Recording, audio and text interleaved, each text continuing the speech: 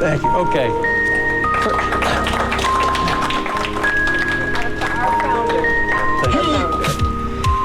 First of all, it's so nice to be with so many friends, colleagues, former teachers, former students, in this environment of learning. It's just such a privilege, and I thank you all for coming tonight.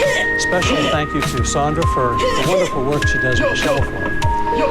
And I have something special for you tonight. I thought we would start with this.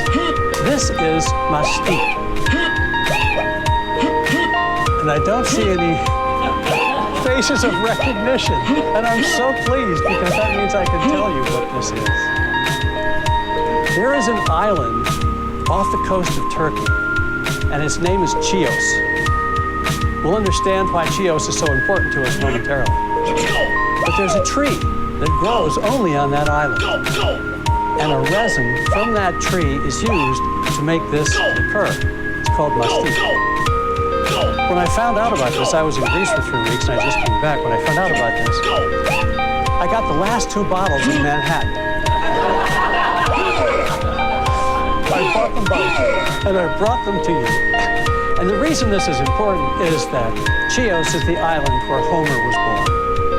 So, I would like to offer a toast to the great epic poet Homer with a drink from his island, mastique, to the great poet.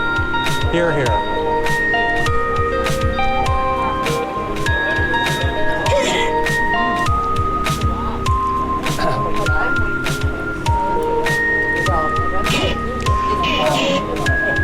By the way, we still have another bottle of this because we didn't give you very much to start, but we have plenty more if you're really thirsty. This is a picture of the sunset at Delphi 2 weeks ago when I was there, and I thought we would start with this.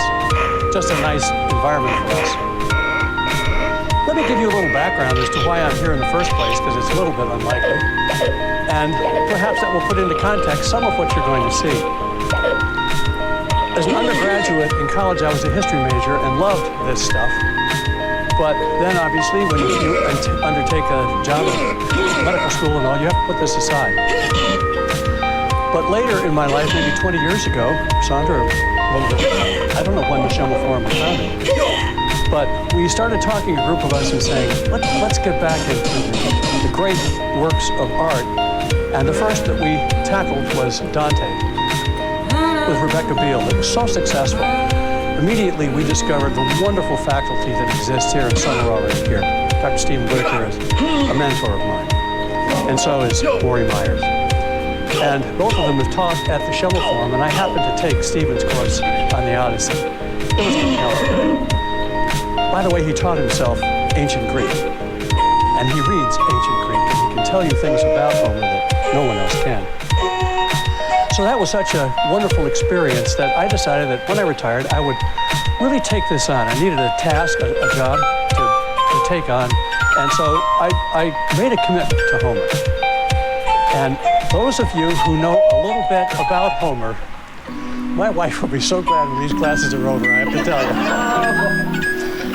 That those of you who've read Homer will realize the significance of this as it was to me. I had a house in Pennsylvania, no longer do, with a nice driveway, and a red-tailed hawk lives in that beautiful woods. Almost to the day, and Al, you know the hawk, we've talked about him. He lives in your property too. Lots of stories about Al's hawk and mine. I would see the hawk flying with one of Al's rabbits, you would say. I know where he went. Anyway, so the red-tailed hawk, as I was driving down the driveway, I just made the commitment to really take Homer seriously. The red-tailed hawk flew right over my car and off to the right. Now, those of you that have read the Iliad and the Odyssey know that Homer uses raptors in very important ways as omens. And when they fly off to the right, good things are going to happen. And I was shocked by that, because I'd known this hawk for 20 years, or one member of the family anyway. Never did that before, but it did that later. And another little omen that occurred to me when I was in the island of Kefalonia 2 weeks ago And I'll show you some of the pictures where we were looking for Odysseus' original home. I was there the last night in this empty hotel, and I felt for the first time an earthquake. The whole hotel shook. And Poseidon was saying goodbye to me. So I have such an affection for Homer. He's sending me omens with birds and shakes from Poseidon. And so that's the context in which I bring these stories to you. With nearly 64 million days. This is going to be a class probably not like anything you have done in the past. And let me sketch it out for you, and I hope that it will meet your needs. And by the way, if it does, I'd love to know about it. There's 6 sessions. In the first one, we're going to talk about Homer and why he's important. And this lets me run very far afield. We'll go into some very unusual places and talk about some fascinating people. But we won't talk about the Iliad or the Odyssey. We're going to talk about Homer tonight. But for the 2 classes after this, we will get into the Iliad. And because I wanted to do this differently so it's not boring, what we're going to do with the Iliad is use the language, the beautiful language that Homer uses. Now, this is in translation, of course. We're using Fagel's translation. Please, if you have other translations, you'll need Fagel's to get the right lining, the lines lined up. But we'll use the Iliad for the language. And the way Homer tells story, it's stunning. And because the story is linear, it starts here and it ends there, it's not a complex story. It's about a war that has a beginning and a middle and an end. So we kind of know where it's going, and so we won't worry too much about the story. We'll worry about the language and talk about Homer. But for the 4th and 5th presentations, we'll be talking about the Odyssey. And we will not be talking about the specific language. We'll be talking about story. So we won't be reading the exact lines that we'll read in the next 2 weeks for the Iliad, but we'll be recounting the stories and inviting all of us that know one of these stories. If you'd like to take one on, you can present it briefly. And we'll go through the story part of this because it's so circular, so circuitous, and so fascinating as a difference, a major difference compared with the Iliad, that the 2 together, the Iliad and the Odyssey, I think offer us a context for continuity for so many important things. And the last talk will be related to my interest in Jungian psychology, which began in this community through Father George Schemmel and Jean Monnick. And I now am on the board of the Human Foundation in New York, and I teach and study there. And it became so apparent to me when I was invited to use Homer as a model for a masculine individuation from a psychological standpoint, and to see how much Homer really understood about the human psyche. So the last talk, number 6, will be that. So we're going to have it different, have different ways of talking about this, and I hope have a lot of fun. If you've not read a single word, that's okay. If you know the stories by heart, that's great. So don't worry about if you have or have not read this. We'll go through the stories as we can so that they will make sense to you as we discuss them. But I don't want you to feel uncomfortable that you may not have done as much as you had intended. This is a beautiful sculpture called this is Homer down here. And it's the deification of Homer. He's sitting here with his 2 children, the Iliad and the Odyssey. And this was displayed here in New York at the Metropolitan Museum of Art, but it's from the British Museum where it resides now.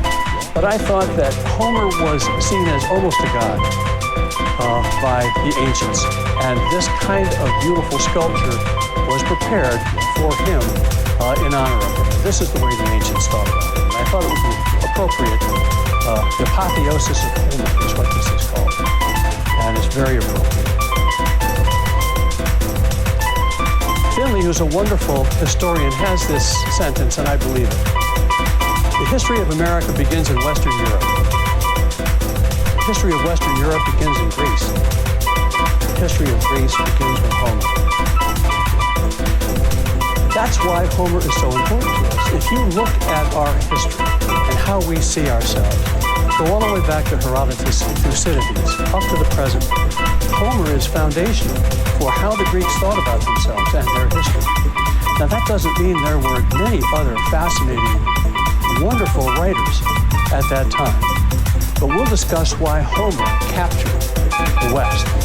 And other stories like Gilgamesh, for example, or the shipwrecked sailor, hieroglyphics did not.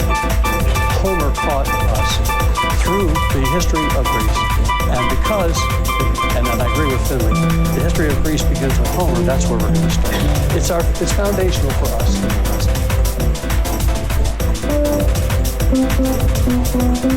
Part of the interest that so many people have had is to say, well, I really wonder, was there a battle of Troy? Where did Agamemnon really live? Was Mycenae really it? Those are factual, historical questions of relevance. And they're a wonderful rubric upon which to hang a story. But the story can be embellished. It can be expanded. It can become not necessarily true in a historical sense, but utterly true in a psychological or spiritual or human sense. And that's where mythology comes. So I'd like to read this with you, because so much of what we'll be talking about is not only history, but myth. Myths are among the subtlest and most direct languages of experience. They're exact moments of signal truth or crisis in the human condition. The mythographer, the poet, is the historian of the unconscious. This gives to the great myths their haunting universality. Why does a story like the Odyssey or the Iliad capture us so? For 2,700 years, we haven't been able to let it go. There is something fundamental in that story that is profoundly truthful for ourselves. And we're going to find out a little bit about what that is, I think. It is through the artist that we learn about our soul. The biologist, the physician will tell us about our biology. But what about the non-corporeal aspects of us? What about the psychological, the spiritual parts of us? And how do we think about that part of ourselves? And the artist is the one, in my opinion, and you can disagree or we can discuss this, who has the best way of doing it. Now, this hierarchy here is mine, but I think it makes some sense. If you think about artistic manifestations of human behavior, I think the first one probably had to be spoken language. I don't know what they said. I don't know in what language. It may have been a little bit more than a grunt. But it was a communication that had some symbolic meaning. We don't know what that was. Next, ritual arrangement. Why did they assemble those things like that? We'll show pictures of this in a minute. I'll show you examples of each of those. Decoration. Well, we can come to a cave wall and put some really beautiful stuff on it. And we can look at that beautiful stuff, but not really know what the artist was thinking. We'll say, wow, that's great. This, I think, what was the artist thinking? See what I'm saying? When we get to painting and music, the same is true. It's beautiful. We may like it.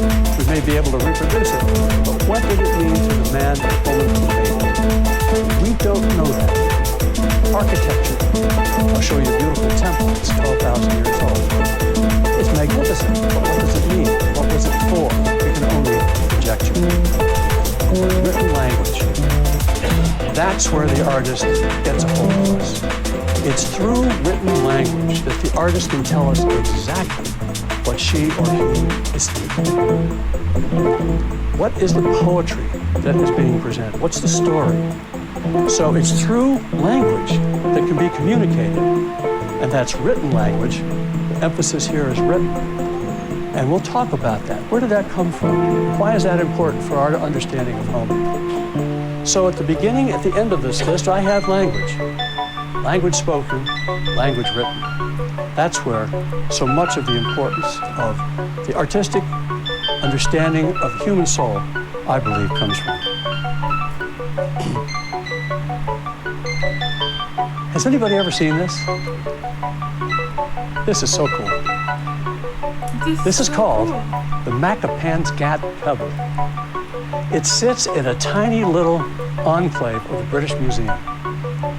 And the people who put it there think it may be the most valuable resource that the British Museum has ever had. Has anybody ever seen this? The Macapansgat Pebble was discovered in South Africa. It's called a manuport, and we'll explain why in a minute. But it's obvious what that looks like, isn't it? It's obvious. A human face. But there's something important here. That stone was never worked upon by an artist. It was just picked up. And it was found remote from where that kind of stone was discovered. In fact, it was found in a grave.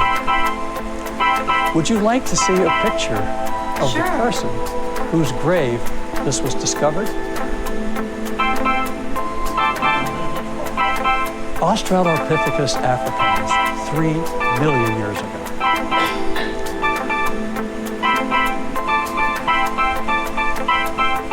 I have no idea why he or she picked that Macapensky to cover up, but it was buried with him. And if we assume that he recognized the face in that stone, what is it? What artistic representation did that mean for that individual? And what does that mean for us? For me, it tells us how archaic our appreciation of the artistic is, and how far back we have to go to understand that aspect of ourselves. And if we've been doing this kind of thing for 3 million years, let's take a look at some other examples. This is a cave in southern France, and all of these stones here have been arranged. But they've been arranged by Neanderthal 175,000 years ago. So we've gone from 3 million years ago to 175,000 years ago. It's lovely. I have no idea what they were doing with that. In the same way that I have no idea why Mr. Macapansky picked up his pebble and had it buried with him. Let's come a little closer. These are shells discovered in Morocco. They're 80,000 years old. There are tiny holes in each one of these, and they're strung together as beads. Now, I don't know who wore them or why. They would be lovely to see people wearing things just like that today. And how the person who wore these perceived this artistic expression, I have no idea. We can only guess. This is from the cave of Chauvet. It's one of the caves that I have not been in because you can't get in. I'll show you some that I have been in. This was most recently discovered about 15 years ago. Have you all ever seen the beautiful documentary, Cave of Forgotten Dreams? It's a documentary of how this was discovered. A couple of speedlunkers were coming down the side of a cliff, stopped for a drink, and felt a breeze coming out of the cliff. Moved a small rock aside, realized there was a hole, enlarged the hole and let themselves in. They had a lamp on their head, and they were smart enough to realize as soon as they saw paintings on the wall, they said, "We're out of here." Jean Clut, who's a person Leslie and I have met, is the head of French archaeological preservation in the ancient caves, was called immediately in Paris, and he said, "Close it up, don't tell anybody where you are, I'll be there tonight." And so when they found this place, the Chauvet cave was explored in a perfect way by the archaeologists and anthropologists that were appropriate to that and not exploited by somebody who had just discovered it. And this was found there. This is a stalactite hanging down from the roof, but you can see there's the head of a bull and the genitals of a woman. This is the original chimera. This is the original minotaur. Who painted it? What they were thinking? Why that was important? I have no idea. But language like this, art like this, is all over the caves, throughout Europe, all the way to the Ural Art Mountains. is all over the place. We see these beautiful manifestations of the human soul, but we do not know what the artist was thinking. This is from Lascaux, which you did see. It's the only painting in Lascaux where there's a human figure. And when you go into Lascaux and you're surrounded by these magnificent paintings on the walls and the ceilings, it's the Chartres of Paleolithic caves. The only picture you have of a man is that. Look how primitive that is compared to some of the magnificent paintings of oryx and bison and animals that we don't see anymore. You can woolly mammoths, woolly rhinoceroses, Irish elk, animals like that are painted on these cave walls. And look what you have. You have a shaman, that's what we call him, don't know if it was, with a bird mask, an erection, and a bird staff painted next to an animal, an auroch, that's wounded with its bowels, entrails coming out. That's a powerful painting. I would love to talk to the person that painted and said, what was going on? What were you hoping to do or to represent? You can only guess. This magnificent structure comes from Trois Frères. Trois Frères is a neat cave because it's in the Pyrenees and owned by a family named the Béguin, Count and Countess Béguin. We had lunch with them. They escaped the French Revolution. They were so far away, the French never got down there to decapitate them. So the Béguin family kept their farm. Happened to be in the Pyrenees, and it just so happened that Count Béguin's great-grandfather discovered a cave on his property and started to excavate it. He was very smart. This was back in the beginning of the 20th century. He decided that he would only excavate for 6 weeks a year because the advances in the technology and understanding of how to explore Paleolithic caves was advancing so quickly. He didn't want to do too much too fast and save some for the really great explorations that could be done later, and it's still being done today. But this is a unique figure in his cave, and it's called the sorcerer, the sorcier. And if you look at this, you realize it has the antlers of a deer or an elk, the eyes of an owl, the ears of a wolf, body of a lion. The only anatomy of a human are the genitals of a man. And Le Sorcier sits in the wall looking out at you as you come into that part of the cave. It is stunning. I would love to talk to the guy that was painting that, say, what were you thinking? What was it? Let's leave painting and talk about sound. How does sound reflect our understanding of the human soul? And how long has it been going on? This is a bone flute discovered in a cave in Germany. It's made from a vulture thigh bone. It's 40,000 years old. And when you pick it up and play it, you can't play this one, but another one like it. It's a perfect pentatonic scale. Ironic Onion said, Somehow how long in our has it brains, been going on? We have a sense of the frequency of various notes and how they relate to one another. And these people are making a bone flute out of vulture thigh bone that could play a perfect pentatonic scale. I don't know what the music sounded like, but I would love it. Ironic Onion And I don't know what it meant. said, whoa, fire emoji. This may be the oldest temple. It's Göbekli Tepe. It's in the middle of modern-day Turkey. It's being excavated now. It's only been recently discovered. 12,000 years old. And this is just the beginning of the agricultural revolution. We were just beginning to plant wheat and raise crops and to domesticate animals. But this huge structure with beautiful bas-relief sculptures of birds and reptiles and snakes sits there. I have no idea what they were doing or what their religion was or why they built it. But it was certainly important. An awful lot of resources went into this. This is a picture of Stonehenge. When I showed it to my grandchildren, one of them said, "Oh, did you and Nana used to live there?" I said, well, we are pretty old, but no, that's not where we live. But the reason I put that up is here's Stonehenge, 5,000 years old. We really don't know. We know some things, the wonderful astronomical calculations. We can find the summer solstice and the vernal equinox. We can do all kinds of neat things with that building, but we really don't know because those people haven't left us a record that we can understand. All they've done is left us their beautiful architecture. So you can see with all the examples that I've given us of an artistic manifestation of our soul, we really don't know, we conjecture. But that changes when we can write. And so this is going to be a turning point in this part of our conversation this morning. This beautiful papyrus fragment is the oldest existing piece of Homer. It comes from the 3rd century BC, and it's in ancient Greek, and it's the oldest fragment that we have. So let's talk about Homer.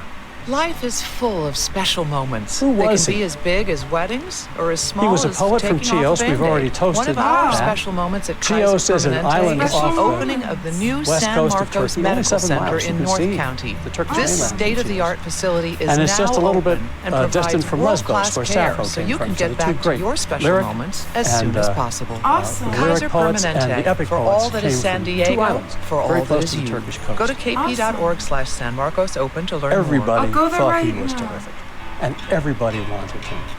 So we don't really know for sure that he came from Chios. We believe he did. But Athens, for example, really wanted him, and they made a big effort to conscript him and to have celebrations. And we'll talk about Pisistratus, who was one of the tyrants that ran Athens. He began a Pan-Athenaeum, which is a big celebration in the 6th century. And he conscripted Homer. He said, Homer's Athenian, and we're going to do everything in Athens. But I think he was from Chios. But 7 cities wanted him. He came from a long line of gods. If Homer lived in the end of the 8th century BCE, that's between 750 and 700 BCE, he was talking about, his epics talked about stories that had occurred 400 years before that. His 2 stories, the Iliad and the Odyssey, we've said, are attributed to him, have been told, we assume, since the beginning of that period. Back to tab. And that means that somebody had been telling these stories for 300 to 400 years. I think it's very likely to be true, because by the time we get to Homer, they are so well done. They are so well constructed. And the genius of Homer at being able to do this was so extraordinary that they come to fruition in him. There's a 400-year history before him of these stories, these poems being read. He comes, is he blind? I don't know. I doubt it. It's said that he was a blind poet because Demodocus, who was one of the figures in the Odyssey, was blind. And was a bard, a poet. But there's no evidence that he was, and he describes things with such clarity that I suspect he probably was not blind. But I don't think it was blind. And he was a rhapsodist. He was singing these. Let's talk about how he presented these stories. The 2 epic poems. The Iliad is 16,000 lines long. It's the longest, and it is the oldest. As best we can tell, it was written about 30 years before the Odyssey, so it came first. Whether it was simply the compilation of many stories, and Homer was the best at doing this, and he simply brought them all together, and then that synthesis became his, and he then subsequently presented us with the Odyssey, I don't really know, but I think there's a difference in time. The Iliad's older and the Odyssey's younger. Let me say now why that may be important.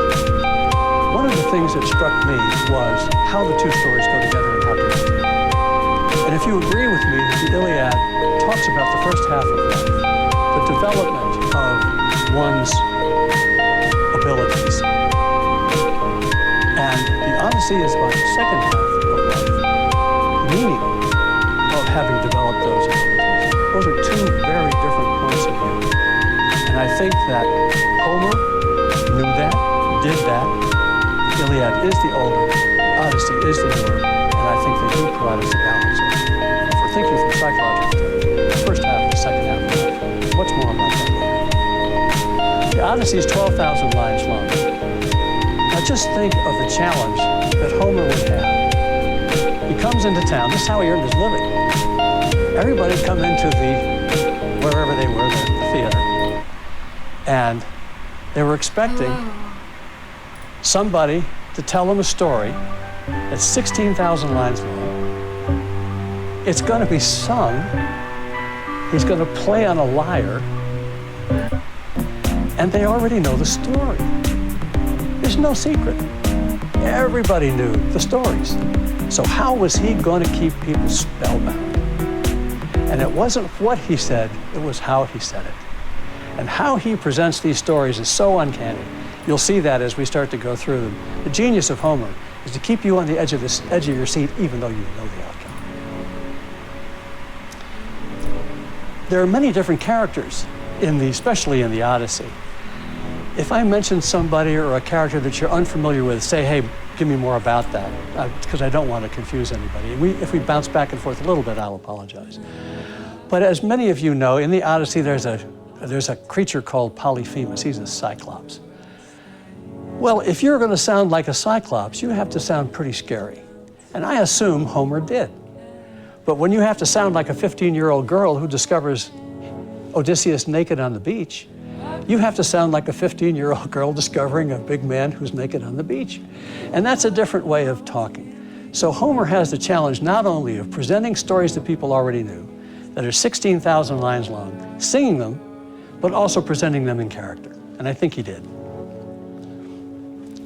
You can see why I have such respect for his incredible talent. There was something else. This is poetry.